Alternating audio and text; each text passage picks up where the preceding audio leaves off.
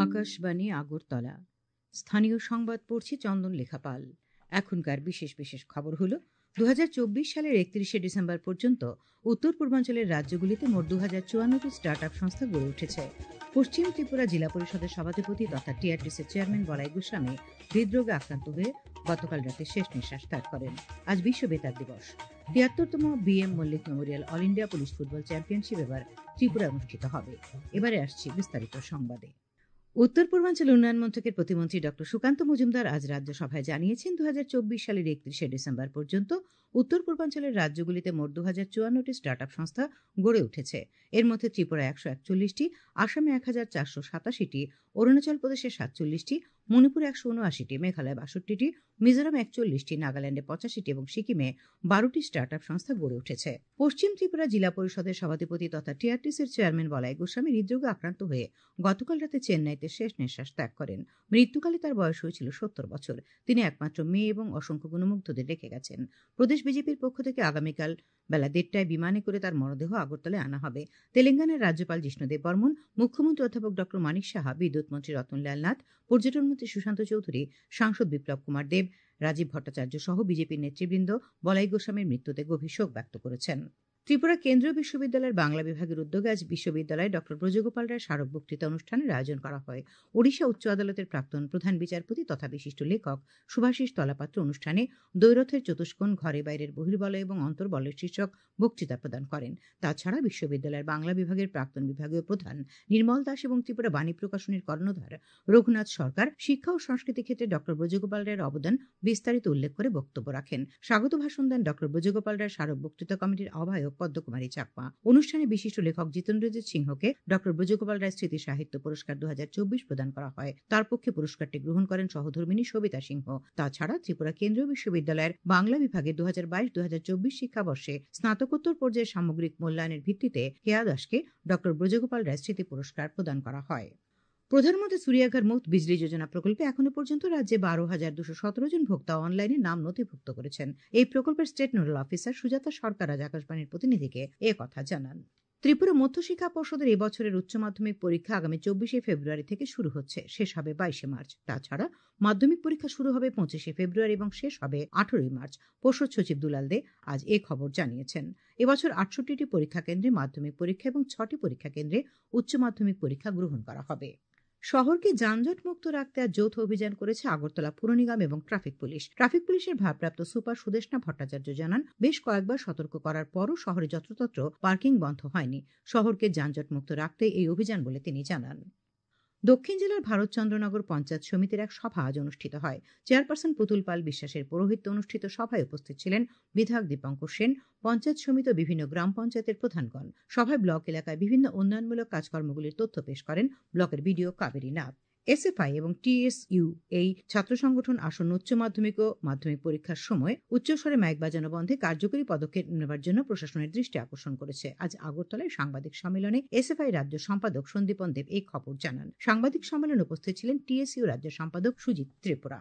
সোনামুড়া মহকুমার প্রশাসনের উদ্যোগে আজ টাউন হলে সড়ক নিরাপত্তা, মাদকের অপব্যবহার, বাল্যবিবাহ, বেটি বাঁচাও বেটি পড়াও ইত্যাদি বিষয়ের উপর সচেতনতামূলক আলোচনা সভা অনুষ্ঠিত হয়। বক্তব্য রাখেন বিধায়ক কিশোর বর্মন, জেলা শাসক ডক্টর সিদ্ধার্থ শিব জয়সওয়াল, আইপিএস ভেঙ্কটরাম, ট্রাফিকের ডিএসপি ডেভিড দেববর্মা, মহকুমা শাসক মহেন্দ্র কাম্যে চাকমা, চাইল্ড ওয়েলফেয়ার কমিটির চেয়ারপারসন সুমিতা রায় প্রমুখ। এই অনুষ্ঠানকে কেন্দ্র করে এক সচেতনতামূলক র্যালি সোনামুড়ার বিভিন্ন পথ পরিক্রমা করে। খবর প্রচারিত হচ্ছে আকাশবাণীর আগরতলা কেন্দ্র থেকে।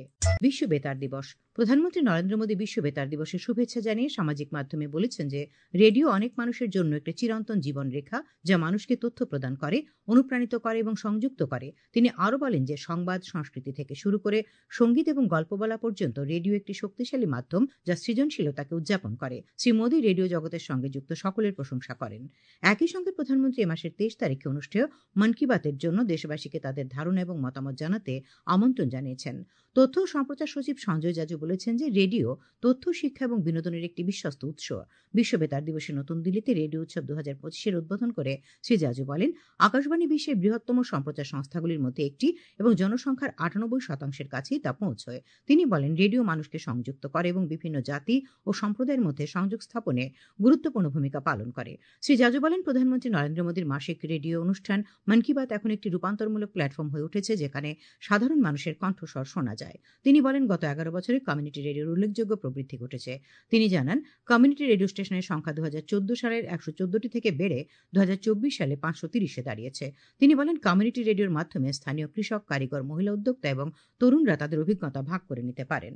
অনুষ্ঠানে আকাশবাণীর মহানির্দেশক ডক্টর প্রজ্ঞা পালিওয়াল গৌড় বলেন যে, আকাশবাণী সর্বদা জলবায়ু পরিবর্তন সম্পর্কে জনগণের মধ্যে সচেতনতা তৈরিতে প্রতিশ্রুতিবদ্ধ। তিনি বলেন, আকাশবাণীর অনুষ্ঠানগুলির পাশাপাশি সংবাদের উপরও জনগণের আস্থা রয়েছে।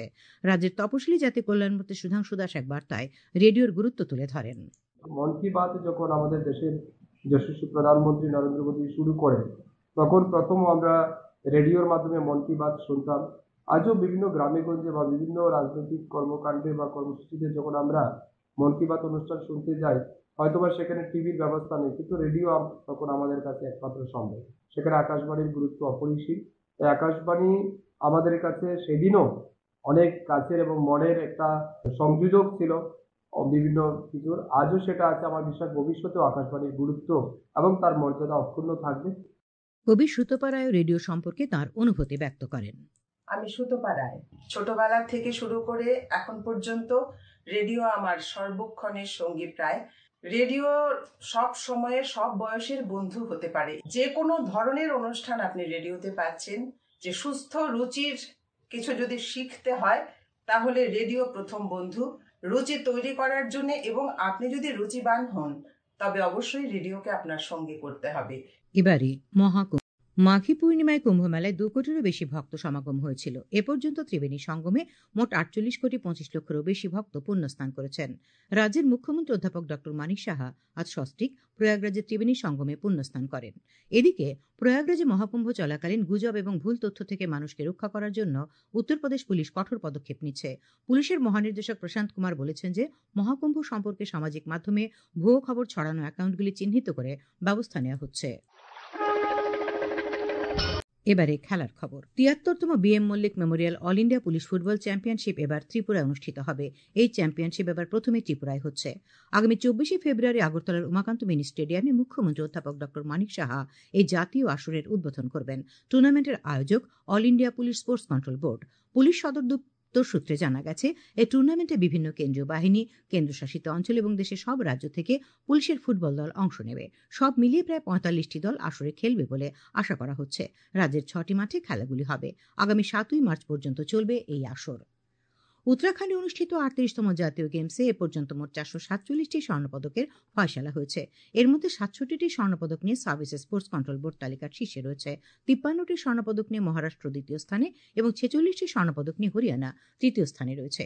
এদিকে জিমন্যাস্টিক্সের দলগত লড়াইয়ে মহারাষ্ট্র স্বর্ণ, গুজরাট রূপো এবং মণিপুর ব্রোঞ্জ পদক পায়। আসরে অ্যাক্রোবেটিক জিমন্যাস্টিক্সে মহারাষ্ট্র 1টি স্বর্ণ, 1টি রূপো এবং 2টি ব্রোঞ্জ পদক পায়। অপরদিকে রিদমিক জিমন্যাস্টিক্স থেকে মহারাষ্ট্র পায় 2টি স্বর্ণ এবং 1টি রূপোর পদক। ফেন্সিং থেকে 3টি স্বর্ণপদক ছিনিয়ে নেয় হরিয়ানা। জুডোতে পুরুষের 100 কেজি বিভাগে সার্ভিসেসের ইয়াশ বিজয়রান, মেয়েদের 78 কেজি বিভাগে ছত্তিশগড়ের ইস্যুব নারাং স্বর্ণপদক দখল করেন। শান্তিরবাজার মহকুমা ক্রিকেট অ্যাসোসিয়েশন আয়োজিত মহকুমা ভিত্তিক অনূর্ধ্ব 15 ক্রিকেট টুর্নামেন্টের আজকের ম্যাচে সানফ্লাওয়ার প্লে সেন্টার 5 উইকেটে গ্রিন আর্থ কোচিং সেন্টারকে পরাজিত করে। বিজয়ী দলের পক্ষে শুভ্রজিৎ দত্ত সর্বোচ্চ 56 রান করে। আবহাওয়া। আগামীকাল আকাশ আংশিক মেঘাচ্ছন্ন থাকবে। 2-1 জায়গায় হালকা বৃষ্টিপাতের সম্ভাবনা রয়েছে। আগামীকাল তাপমাত্রা সর্বোচ্চ 31 ডিগ্রি সেলসিয়াস এবং সর্বনিম্ন 19 ডিগ্রি সেলসিয়াসের কাছাকাছি থাকবে। আজ দিনের সর্বোচ্চ তাপমাত্রা ছিল 30.4 ডিগ্রি সেলসিয়াস এবং সর্বনিম্ন 21.4 ডিগ্রি সেলসিয়াস। শেষ করার আগে খবরের বিশেষ অংশগুলি আরেকবার। 2024 সালের 31 ডিসেম্বর পর্যন্ত উত্তর পূর্বাঞ্চলের রাজ্যগুলিতে মোট 2054টি স্টার্ট আপ সংস্থা গড়ে উঠেছে। পশ্চিম ত্রিপুরা জেলা পরিষদের সভাধিপতি তথা টিআরটিসির চেয়ারম্যান বলাই গোস্বামী হৃদরোগে আক্রান্ত হয়ে গতকাল রাতে শেষ নিঃশ্বাস ত্যাগ করেন। আজ বিশ্ব বেতার দিবস। ৭৩তম BM Mallick memorial all India police football championship এবার ত্রিপুরায় হচ্ছে। স্থানীয় সংবাদ আজকের মতো এখানে।